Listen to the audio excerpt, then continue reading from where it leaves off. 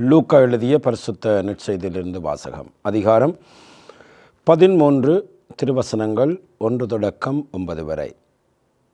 அக்காலத்தில் சிலர் இயேசுவிடம் வந்து, பலி செலுத்தி கொண்டிருந்த கலிலேயரை பிலாத்து கொன்றான் என்ற நற்செய்தியை அறிவித்தனர். அவர் அவர்களுக்கு மறுமொழியாக, இக்கலிலேயருக்கு இவ்வாறு நிகழ்ந்ததால் இவர்கள் மற்றெல்லா கலிலேயரையும் விட பாவிகள் என்று நினைக்கிறீர்களா? அப்படி அல்ல என உங்களுக்கு சொல்லுகிறேன். மனம் மாறாவிடில் நீங்கள் அனைவரும் அவ்வாறே அழிவீர்கள். சிலோவாமில் கோபுரம் விழுந்து 18 பேரை கொன்றதே, அவர்கள் ஜெருசலேமில் குடியிருந்த மற்றெல்லோரையும் விட குற்றவாளிகளை நினைக்கின்றீர்களா? அப்படி அல்ல என நான் உங்களுக்கு சொல்லுகிறேன். மனம் மாறாவிடில் நீங்கள் அனைவரும் அப்படியே அழிவீர்கள்.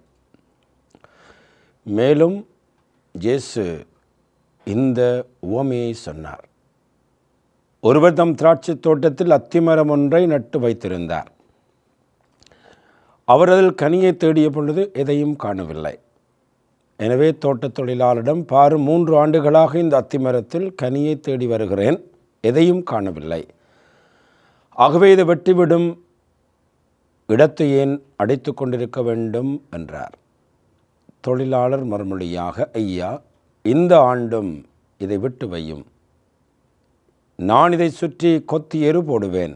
அடுத்த ஆண்டும் கனி கொடுத்தால் சரி, இல்லையானால் இதை வெட்டிவிடலாம் என்று அவரிடம் கூறினார். இது வாழ்வு தருகின்ற கிறிஸ்து இயேசுவின் நற்செய்தி. கிறிஸ்துவே உமக்கு புகழ். ஆண்டவர் அருளும் இரக்கமும் கொண்டவர், நீடிய பொறுமையும் பேரன்பும் உள்ளவர். ஆண்டவன் இயேசுவில் அன்பார்ந்தவர்களே, இந்த தவக்காலத்தின் தொடக்கத்திலே திருவை எங்களை பாலைவனத்திற்கு அழைத்து சென்றது. அடுத்த ஞாயிற்றுக்கிழமை எங்களை ஒரு மலைக்கு அழைத்து சென்றது. இந்த ஞாயிற்றுக்கிழமையிலிருந்து வருகின்ற ஞாயிற்றுக்கிழமைகள் இறைவன் எங்களுக்கு யார் என்பதை நமக்கு எடுத்து எம்புகிறது. நாங்கள் விசுவசிக்கின்ற இறைவன் யார்? அதற்கு பதில், நம் இறைவன் அருளும் இரக்கம் கொண்டவர். அவர் நீடிய பொறுமையும் பேரன்பும் கொண்டவர். திருப்பாடல் 103:8. இதைத்தான் இன்றைய ஞாயிற்றுக்கிழமை எங்களுக்கு மிக ஆழமாக நம்முடைய மனதிலே பதிய வைக்கிறது. இயேசு வாழ்ந்த காலத்திலே இருந்த மக்கள் இயேசுவை பற்றிய சற்று வித்தியாசமான ஒரு கருத்தை இறைவனை பற்றி கொண்டிருந்தார்கள். அதாவது, இறைவன் யார் என்றால், இந்த உலகத்திலே நன்மை செய்கின்றவர்களுக்கு மிக ஆசிர்களை கொடுக்கிறவராகவும், இந்த உலகத்திலே தீமை செய்கின்றவர்களை உடனடியாக தண்டிக்கின்ற ஒரு இறைவனாகவும் இருக்கிறார். இறைவன் குறிப்பாக தண்டனை கொடுக்கின்ற ஒரு இறைவனாக இருக்கிறார் என்ற சிந்தனையை கொண்ட மக்களுக்கு இன்றைய ஞாயிற்றுக்கிழமை யார் உண்மையான இறைவன் என்பதை எங்களுக்கு வெளிப்படுத்துகிறது. நற்செய்தி மிக அழகாக ஆரம்பிக்கிறது. இயேசுவை நோக்கி வந்த மக்கள் சொல்லுகிறார்கள், பிலாத்து பலி செலுத்தி கொண்டிருந்த கலிலேயரை கொன்றான் என்று சொல்லுகிற பொழுது அவர்கள் எதிர்பார்த்ததெல்லாம் இயேசு சொல்ல வேண்டும். ஏனென்றால் அவர்கள் கொல்லப்பட்டார்கள், ஏனென்றால் அவர்கள் பாவிகள். இதுதான் அவர்கள் எதிர்பார்த்த பதில். ஆனால் இயேசு அவ்வாறு சொல்லவில்லை. அவர் சொல்லுகிறார், இக்கலிலேயருக்கு இவ்வாறு நடந்ததால் இவர்கள் மற்றெல்லா கலிலேயரையும் விட பாவிகள் என்று எண்ணுகிறீர்களா? இல்லை. இதிலிருந்து நீங்கள் ஒரு பாடத்தை கற்றுக்கொள்ள வேண்டும். மனம் திரும்பாவலில் நீங்கள் எல்லோரும் இவ்வாறே அழிவீர்கள். இந்த நிகழ்விலே நாங்கள் சிந்திக்க வேண்டும். அந்த கலிலேயர்கள் அங்கிருந்த மக்களை விட பாவிகள் என்பது அல்ல அர்த்தம். இறைவன் ஒரு தண்டிக்கின்ற இறைவன் என்பது அல்ல அர்த்தம். மாறாக இந்த நிகழ்வுகள், சமகால நிகழ்வுகள், அழிவுகள், மரணங்கள் மத்தியிலே இறைவன் உங்களுக்கு தருகிற செய்தி என்னவென்றால், மனம் மாறாவிடில் நீங்களும் அழிவீர்கள். மாறாக அழிந்தவர்கள் உங்களை விட பாவிகள், நீங்கள் நல்லவர்கள் என்கின்ற அந்த ஒரு சிந்தனையை எடுத்துக்கொள்ள முடியாது. அதே வேளையில் இது ஒரு கொலை, பிலாத்து செய்த கொலை. இரண்டாவதாக இன்னொரு நிகழ்ச்சியை இயேசுவே குறிப்பிடுகிறார். அது கொலை அல்ல, ஒரு மனித கொலை அல்ல, மாறாக ஒரு இயற்கை அழிவு. இரண்டாவது நிகழ்ச்சியாக இயேசு குறிப்பிடுகின்றார், சீலோவாமில் கோபுரம் விழுந்து 18 பேரை கொன்றதே. அப்படி என்றால் அவர்கள் எருசலேமில் கொடியமர்ந்த மற்றெல்லோரையும் விட நீங்கள் குற்றவாளிகள் நினைக்கிறீர்களா? முதலாவது பிலாத்து செய்த ஒரு கொலை, இரண்டாவது ஒரு இயற்கையில் ஏற்பட்ட அனர்த்தம், இதிலே 18 பேரை கொன்றதே. அவர்கள் உங்களை விட பாவிகள் நினைக்கிறீர்களா? இல்லை, இறைவன் ஒரு தண்டிக்கின்ற இறைவன் அல்ல. ஆனால் இந்த நிகழ்விலிருந்து நீங்கள் ஒன்றை கண்டுகொள்ள வேண்டும். மனம் மாறாவிடில் நீங்களும் அவ்வாறே அழிவீர்கள் என்று இயேசு சொல்லுகிறார். ஆகவேதான் இறைவன் ஒரு தண்டிக்கிற இறைவன் அல்ல. இந்த தவக்காலத்திலே அதை திரு அவை எங்களுக்கு வெளிப்படுத்த விரும்புகிறது. இறைவன் யார் என்று நாங்கள் கேள்வி கேட்டால், நான் வழிபடுகின்ற, நான் விசுவசிக்கின்ற இறைவன் யார் என்று கேட்டால் அதற்குரிய பதில் இந்த திருப்பாடல் 103 இருக்கிறது. மிக அழகான ஒரு திருப்பாடல். அதில் சிறப்பாக 103வது திருப்பாடல் 8 சொல்லுகிறது, இறைவன் யார். இந்த தவக்காலத்தில் இதை நாங்கள் பாடமாக்கி கொள்ள வேண்டும். இறைவன் யார் என்றால், இறைவன் இரக்கமும் அருளும் கொண்டவர். அவருடைய வாழ்க்கையிலே அவர் ஒரு கோபம் கொள்ளுகின்ற இறைவன் அல்ல, எங்களை கோபம் கொண்டு தண்டிக்கின்ற ஒரு இறைவன் அல்ல. அடுத்த வாரங்களிலே வருகின்ற நற்செய்திகளும் இதைத்தான் சொல்லுகின்றன. ஆண்டவர் இரக்கமும் அருளும் கொண்டவர், அவர் நீடிய பொறுமையும் பேரன்பும் கொண்டவர். அன்பார்ந்தவர்களே, இந்த 4 சொற்களையும் இந்த தவக்காலத்திலே நாங்கள் மனப்பாடம் செய்ய வேண்டும். இரக்கம், அருள், பொறுமை, பேரன்பு. இதைத்தான் இந்த தவக்காலத்திலே எங்களுக்கு திரு அவை பதிக்க வைக்கிறது.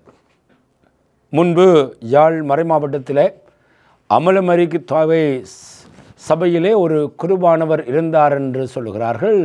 ஃபாதர் சட்டன் க்ரூஸ் மிக சிறந்த ஒரு மறை உரையாளர். அவர் போதிக்கிற பொழுது பலருடைய மனங்கள் உருகிக்கொண்டே போகும். ஒருமுறை அவர் மறையை ஆற்றுகிற பொழுது இப்படி ஆரம்பிக்கிறார், நான் கடவுளை நல்லவர் என்று சொல்லேன், நான் கடவுளை நல்லவர் என்று சொல்லேன். அப்படி எல்லோருக்கும் ஒரு ஆச்சரியம். ஏன் இருந்தாப்புல இவர் நான் கடவுளை நல்லவர் என்று சொல்ல மாட்டேன். கொஞ்ச நேரம் அப்படியே விட்டு போட்டு அவர் சொல்லுவார், அவர் மிக மிக மிக நல்லவர் என்று சொல்லுவார். நான் சும்மா ஆண்டவர் நல்லவர் என்று சொல்ல மாட்டேன். ஏனென்றால் அவரை பொறுத்தவரையிலே கடவுள் மிக மிக மிக மிக மிக நல்லவர். அன்பார்ந்தவர்களே, இதைத்தான் இன்றைய ஞாயிற்றுக்கிழமை எங்களுக்கு மிக ஆழமாக நம்முடைய மனங்களிலே பதிய வைக்கிறது. ஆண்டவர் எவ்வளவு நல்லவர் என்று சுவைத்து பாருங்கள். இன்றைய இந்த அழகான இந்த திருப்பாடலை நாங்கள் 103வது திருப்பாடலை ஒரு தியானமாக மேற்கொள்ள வேண்டும். அவர் உன்னுடைய குற்றங்கள் எல்லாவற்றையும் மன்னிக்கிறார், உன்னுடைய நோய்கள் எல்லாவற்றையும் குணமாக்குகிறார், அவர் உன் உயிரை படுகொலியிலிருந்து மீட்கிறார், அவர் உனக்கு பேரன்பையும் இரக்கத்தையும் மடிமுடியாக சூட்டுகிறார். எவ்வளவு அன்பான ஒரு இறைவனை நாங்கள் பெற்றிருக்கிறோம். எவ்வளவுக்கு இறைவன் ஒரு தண்டிக்கிற இறைவன் அல்ல. அந்த சிந்தனையை எங்களுடைய மனங்களிலிருந்து அகற்ற வேண்டும். அதாவது பிலாத்து கொன்றான், இந்த கோபுரம் விழுந்தது, அவர்கள் மரணித்தார்கள், நாங்கள் நினைக்கக்கூடாது இந்த மரணத்தை சந்திக்கிறவர்கள் பாவிகள் அல்ல, அவை நடந்தவை. இந்த உலகத்திலே ஒரு முடிவு இருக்கிறது, மரணம். அந்த அழிவுகளை நீ சந்திக்கிற பொழுது நீ சிந்திக்க வேண்டியது என்னவென்றால், என்னுடைய வாழ்க்கையிலே மனம் திரும்பாவிட்டால் நானும் அழிந்து கொள்வேன். ஆனால் இறைவன் எங்களுக்கு பொறுமையுடையவர், அவர் இரக்கமுடையவர், அருள் கொண்டவர், நீடிய பொறுமையுடையவர். ஆகவே தான் இயேசு ஒரு உவமையை தெளிவாக சொல்லுகிறார் இதை விளக்குவதற்காக. ஒரு தோட்டக்காரன் இருந்தான், ஒரு அழகான அத்தி மரத்தை அவன் நட்டிருந்தான். சொல்வார்கள், ஒரு அத்திமரம் வளர்வதற்கு 3 ஆண்டுகள் எடுக்கும் என்று சொல்லுகின்றார்கள். அந்த அத்திமரம் 3 ஆண்டுகள் வளர்ந்த பிற்பாடு அது கனி கொடுக்க வேண்டும். இன்னும் ஒரு 3 வருடம் அந்த தோட்டக்காரன் பொறுமையோடு காத்திருக்கான். ஆகவே 6 வருடங்கள் அவன் பொறுமையோடு இருக்கிறான். அங்கே பார்க்குறாங்க, மரம் கனி கொடுக்கவில்லை. ஆகவே தோட்டக்காரன் சொல்லுகிறான், இதை வெட்டிவிடும் என்று சொல்லுகிற பொழுது, அந்த உரிமையாளர் சொல்லுகிற பொழுது, தோட்டக்காரன் சொல்லுகின்ற அந்த வார்த்தைகள் தான் யார் இறைவன் என்பதை எங்களுக்கு வெளிப்படுத்துகிறது. திருப்பாடல் சொல்வது போல ஆண்டவர் இரக்கமும் அருளும் கொண்டவர், நீடிய பொறுமையும் பேரன்பும் கொண்டவர். கொஞ்சம் காலம் விட்டு வைப்போம், இன்னும் ஒரு வருஷம் விட்டு வைப்போம், இன்னும் நல்ல இருப்போடுவோம், அதுக்கு எல்லா விதமான வாய்ப்புகளையும் கொடுப்போம், அது கனி கொடுக்காவிட்டால் வெட்டி விடுவோம் என்று சொல்கிறார். இதுதான் இறைவன் சிந்திக்கின்ற விடயம். எங்களை பற்றி பார்க்கிற பொழுது நாங்கள் கனி கொடுக்கவில்லை என்றால், எங்களுடைய வாழ்க்கையின் அர்த்தத்தை புரிந்து கொள்ளவில்லை என்றால், நாங்கள் அன்பு, பொறுமை, மன்னிப்பு என்கின்ற கனிகளை கொடுக்கவில்லை என்றால், இறைவன் உடனடியாக எங்களை அளிக்கின்றவர் அல்ல. இன்னும் ஒரு வருடத்தை, இந்த தவக்காலத்தை, இன்னும் ஒரு தவக்காலத்தை, அதிலும் ஒரு ஜூபிலி ஆண்டிலே ஒரு தவக்காலத்தை எங்களுக்கு தருகின்ற இறைவன் என்பதை நாங்கள் புரிந்து கொள்ள வேண்டும். ஆகவே என்பார்ந்தவர்களே, இந்த அழகான ஜூபிலி ஆண்டிலே, இந்த அழகான தவக்காலத்துக்குள்ளே ஒரு நீண்ட ஒரு ஆன்மீக யாத்திரையை நாங்கள் மேற்கொள்ளுகின்றோம். முதலாவது, எங்களை திருவை பாலைவனத்துக்கு கொண்டு போய் எங்களுடைய வாழ்க்கையிலே வருகின்ற சோதனைகளை எங்களுக்கு வெளிப்படுத்தி இறைவார்த்தையை கையிலே தாங்கி அந்த சோதனைகளை வெற்றிகொள் என்று எங்களுக்கு திருவை கற்பித்தது. இரண்டாவது, ஞாயிற்றுக்கிழமையிலே ஒரு மலைக்கு சென்று மலையிலே செபிக்க பழகு, நீ செபிக்கிற பொழுது உன்னுடைய வாழ்க்கை மாறும், ஒளி வீசும் என்று எங்களுக்கு சொல்லியது. இந்த ஞாயிற்றுக்கிழமையும் அடுத்த ஞாயிற்றுக்கிழமைகளிலும் இறைவன் யார்? எங்களுடைய வாழ்க்கையிலே இந்த தவக்காலத்தில் நாங்கள் புரிந்து கொள்ள வேண்டியது, இறைவன் எனக்கு யார், நான் அவரை எப்படி பார்க்கிறேன்.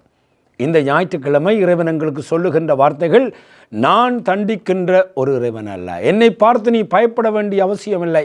முதலாவது வாசகத்திலே சொல்லுவது போல, இருக்கின்றவரே நான், முன்பிருந்தேன், இப்பொழுது இருக்கிறேன், இன்னும் இருப்பேன், இந்த மக்களுக்கு அன்பையும் அருளையும் காட்டி கொடுத்திருந்த அந்த இறைவனாக நான் இருக்கிறேன் என்று மோய்சனுக்கு சொன்னது போல எங்களுக்கும் ஆண்டவர் சொல்கிறார், பயப்படாதே, இருக்கின்றவரே நான், I am who I am. ஆகவே என்பார்ந்தவர்களே, இந்த நாளிலே ஆண்டவருக்கு நன்றி கூறுவோம். ஆண்டவர் யார் என்பதை புரிந்து கொள்ளுவோம். அவர் நல்லவர் அல்ல, மாறாக மிக மிக மிக நல்லவர். அந்த இறைவனை நாங்கள் புரிந்து கொண்டு இந்த தவக்காலத்திலே ஆழமான ஒரு யாத்திரையை மேற்கொள்ள, என்னை படைத்த, என்னை மீட்க, என்னோடு ஒவ்வொரு நாளும் பயணிக்கின்ற இறைவன் யார் என்றால், அவர் இரக்கமும் அருளும் கொண்டவர், நீடிய பொறுமையும் பேரன்பு கொண்டவர். ஆகவே இறைவனுக்கு நாங்கள் நன்றி கூறுவோம். இந்த சங்கீதம் 103 இந்த வார்த்தைகளை நாங்கள் மனப்பாடம் செய்து காலம் எழும்புகளும் மாலை எழும்புகளும், ஆண்டவரே நீர் இரக்கமும் அருளும் கொண்டவர், நீடிய பொறுமையும் பேரன்பு கொண்டவர், ஆகவே உமக்கு நான் நன்றி கூறுகிறேன். இப்படி ஒரு இறைவனை என்னுடைய வாழ்வு இறைவனாக கொள்ள நான் கொடுத்து வைத்தவன் என்கின்ற உணர்வோடு ஆண்டவர் யார் என்பதை நாங்கள் கண்டுகொள்ள இன்றைய வாரம் எங்களுக்கு உதவி புரிவதாக. ஆமேன்.